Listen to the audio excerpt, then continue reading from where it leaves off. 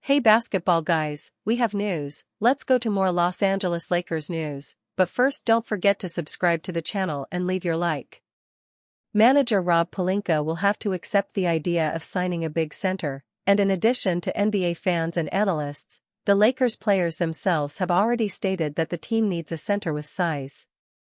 Luka Doncic, LeBron James, Rui Hachimura, and Austin Reeves have already addressed the subject and spoken of the importance of a reliable giant. Lakers want to sign big player from Boston Celtics.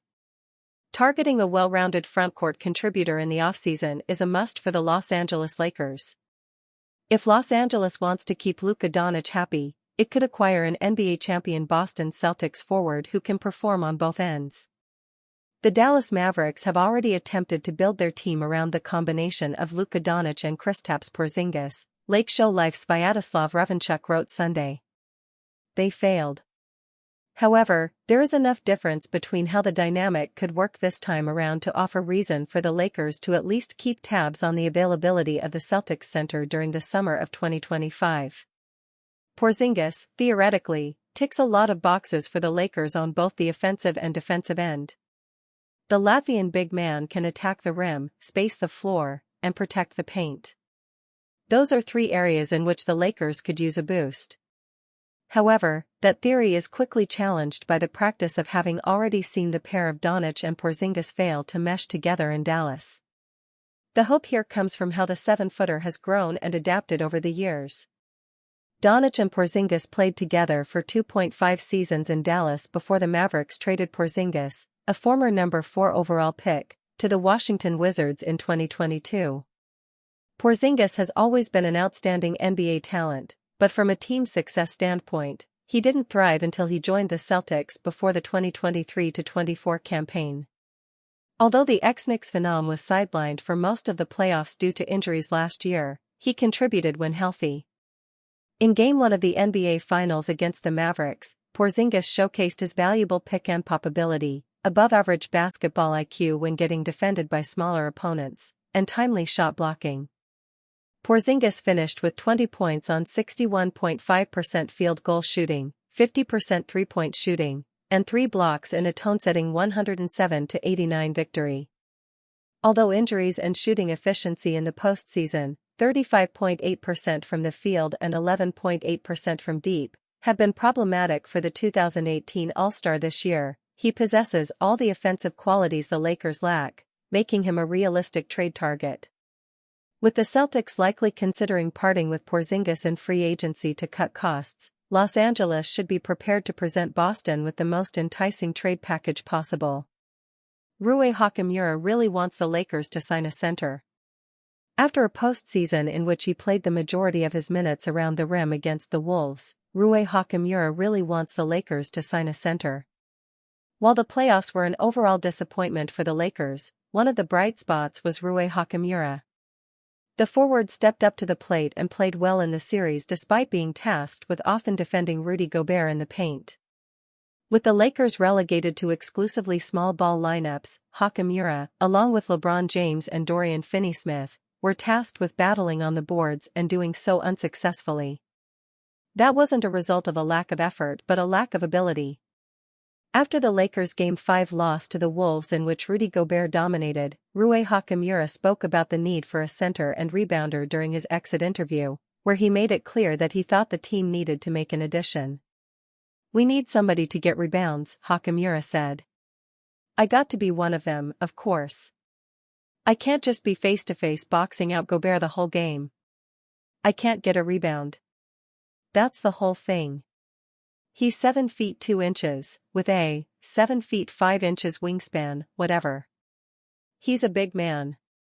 The problem was, I think because we tried to help on Gobert, put 2 guys on him and the other guys were diving into offensive rebounds and it's easy, so I think that was the game for us." You can understand Rui's frustration. It was clear coming into the playoffs that the Lakers needed a center, but Minnesota fully exposed that weakness.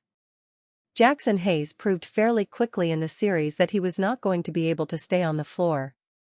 Head coach J.J. Redick clearly did not have a great deal of trust in him, and whatever was left fully evaporated with Hayes' technical in the first quarter of Game 4.